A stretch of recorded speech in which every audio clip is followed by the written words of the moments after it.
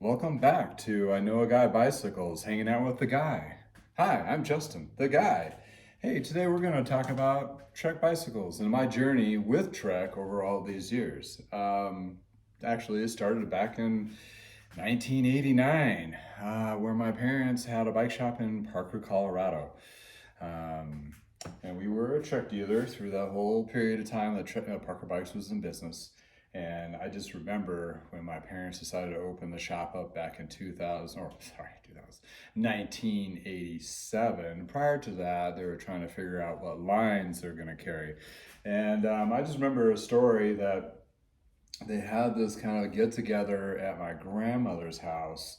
And I think it was like Cherry Creek area, somewhere in Denver, Colorado, and they invited all these reps. I believe Schwinn rep with John Davis was there from Schwinn, a guy from GT, another person from I think Larry Armstrong from Mongoose, and John Bradley was the Trek rep that was out there. And I believe they were at this party, and I could imagine how uncomfortable it was for these individuals. I mean, they knew each other and they're, professional courtesy and all that, but they're all were there basically kind of doing their pitch all at the same time.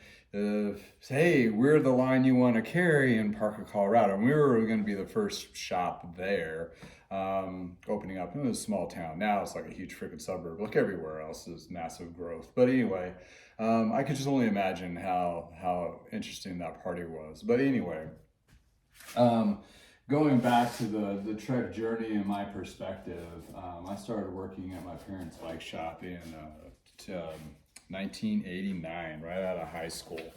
And for me, I was like a kid with no direction. You'd think I'd, soak it up, but I was a rebellious little prick at the time. And now, I'm trying to make amends of that. Trying to be a better person day by day.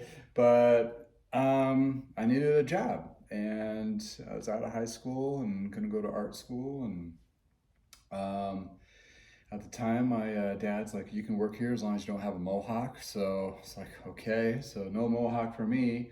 Those days were done and on to the bike shop land. But anyway, that's a little side note. But anyway, the Trek journey. So starting off with Trek back in the early or late 80s, early 90s, that's when like mountain bikes were still, a lot of them were still friction shifters. I just remember building some of these things up and they were just crazy, compared to today's standards. And what's evolved since then is amazing, the last 30 years. But, back then you had friction shifters for road bikes. Specifically, they had the down tube shifters with like a little bit of indexing. It was like a 7-speed or an 8-speed. I think it started on 7 speeds and went to 8-speed at the time.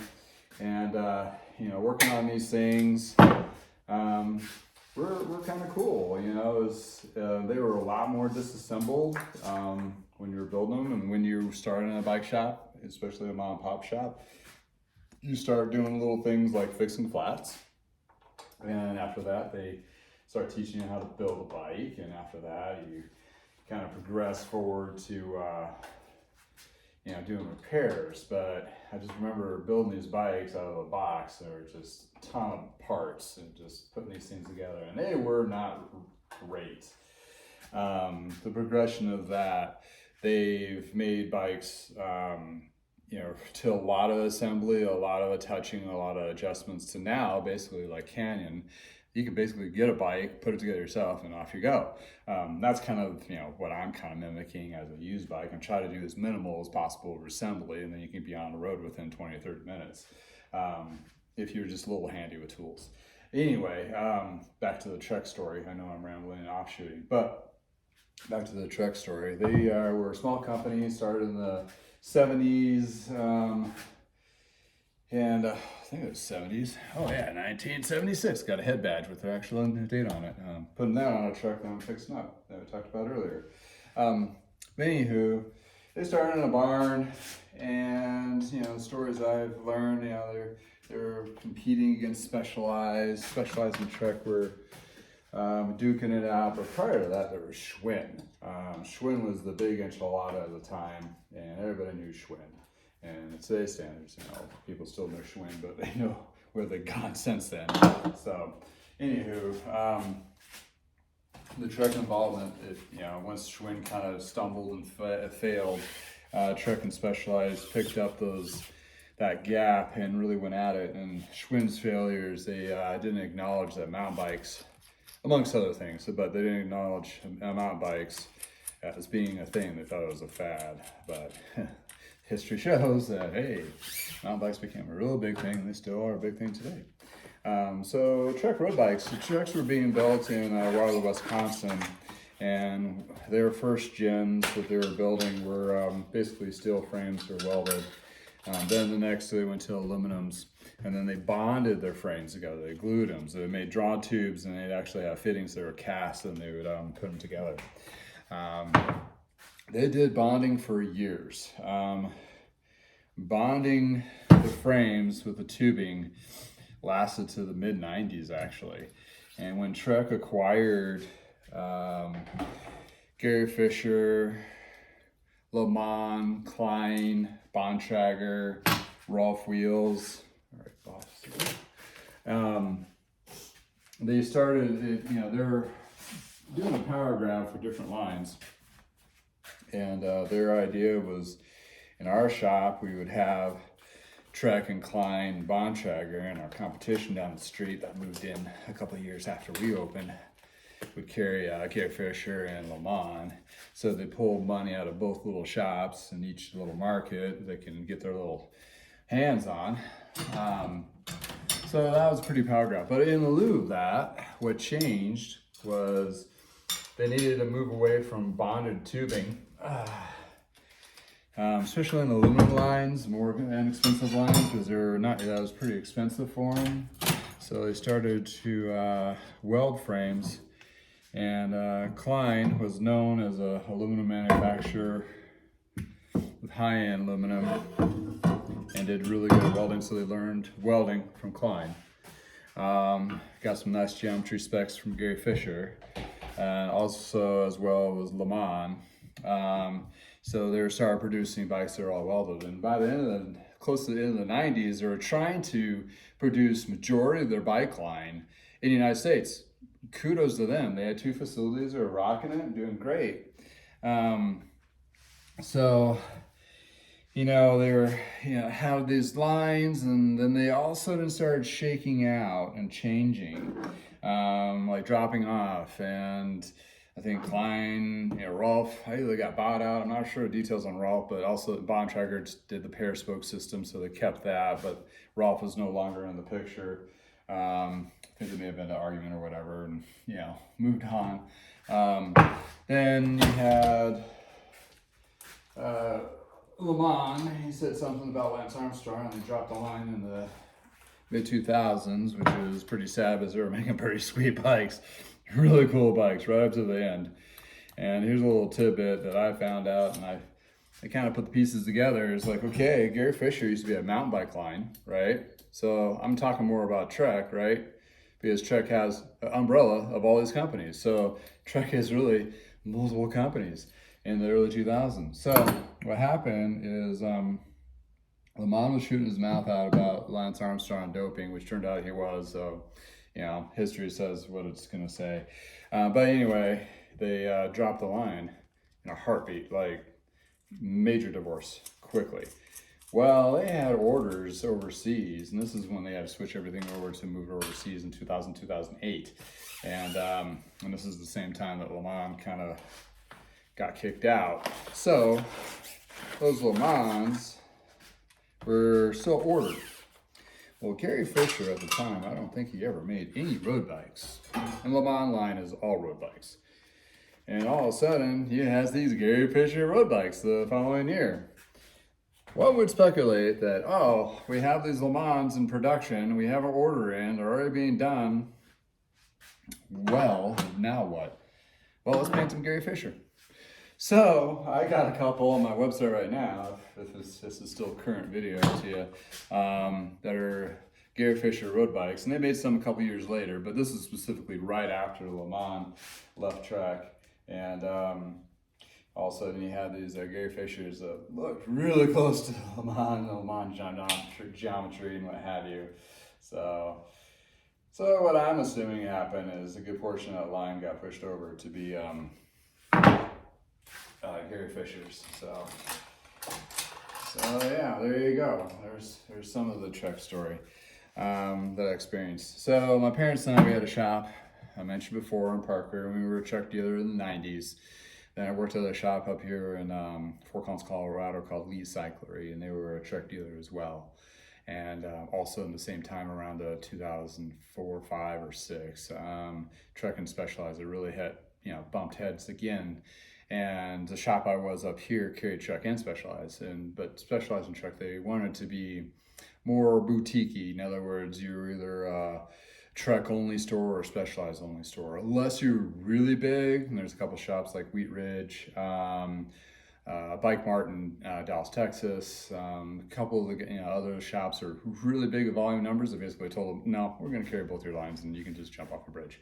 But smaller shops or mid-sized shops had to pick the line. So here in our local market, it ended up to be, we were the Trek boutique store that carried 80% Trek products and all that, and our competition, which carried Trek too, now just carried Specialized, and they carried the Specialized boutique line and all that. So that lasted for several years. I just remember the owner of Lee Cyclery just wanting Specialized back so bad, because it was like one of those things where for him, the glory days when he had both lines and he was just like killing it. I mean, it was just one of those things that he just had control of the whole Fort Collins market with those two lines for the most part. So, but yeah, then he finally did get Specialized back with Trek. And Trek in about 5 years ago, and that would make it 2018.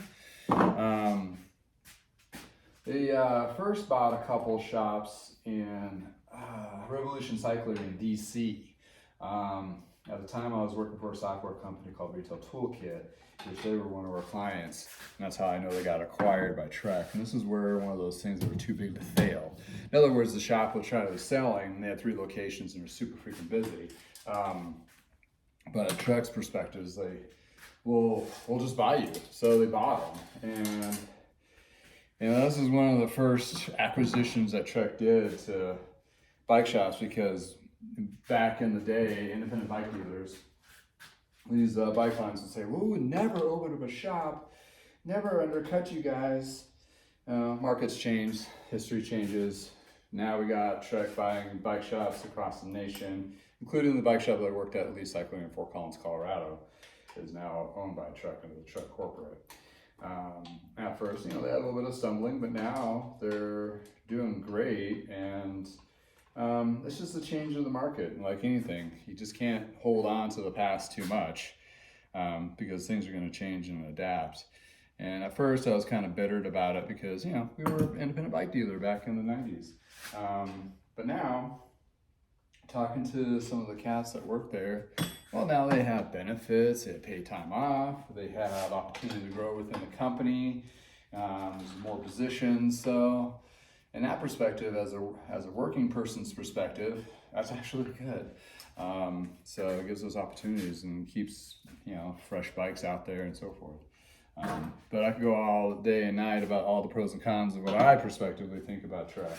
But, that's kind of the role of how things have changed from coming from a barn to now an international bike line. Has, I don't know, probably 200 going on 300 bike shops that they own direct.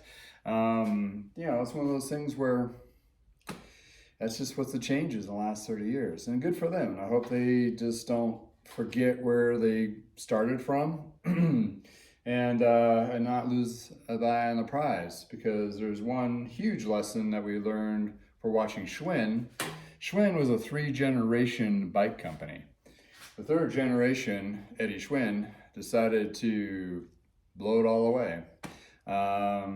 And there's rumors about all sorts of weird things, but I think they just got too big. They thought they were too big, and they just didn't anticipate the downward turn, and boom, they were bankrupt and gone. So I hope companies like Trek, you know, they kind of keep, you know, the grassroots and not get too ahead of themselves. But John Burke, the guy that's running he's the son of the original Burke that opened or started the Trek. He's a pretty business savvy oriented guy, so I don't think it's going to go anywhere soon.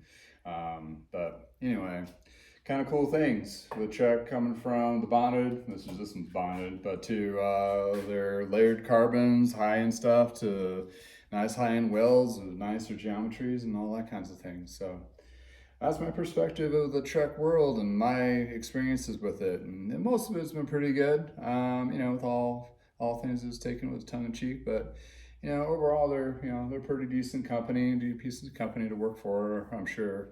And everybody will, you know, there will always be another side of that coin, but being, you know, that's where kind of you'll see a lot of Treks in my line because I'm comfortable with it.